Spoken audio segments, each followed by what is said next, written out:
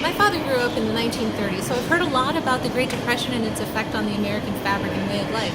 Yet I had never experienced such a high ideal and a notion of freedom and the ideal that drew people through the Great Depression to succeed, to overcome, and to yet encourage their children to reach for higher heights.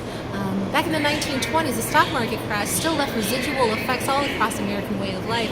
Standard of living, economy, industry, you name it, everyone was affected. And it lasted for such a long time that even in the 1940s, we're still coming out of that Great Depression.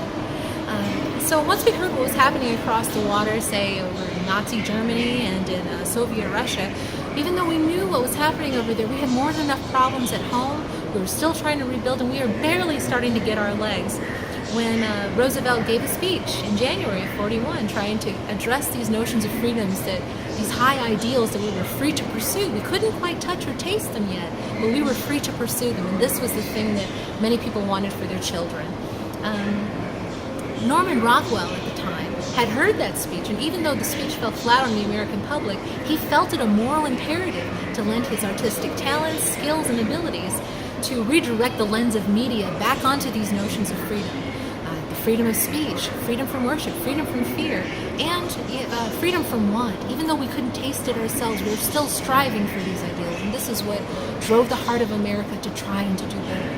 These paintings, if you couldn't do it with words, let's try it with paintings, right? He worked for the Saturday Evening Post, and so these 4 paintings circulated through the Evening Post and came into the homes of millions of Americans. It so resonated with the heart as each individual was able to resonate with these paintings.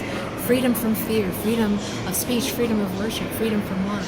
And it so turned the tide that even though America was still in a state of recovery, that in combination with the attack on Pearl Harbor caused her to turn to perform a strong act of selflessness to fight for other people's freedoms, thereby securing them as we enjoy them today. This is a fantastic exhibit having to do with what it means when the media turns its lens to focus to the unifying potential of people, rather than what happens when the media turns to promote a fractured sense.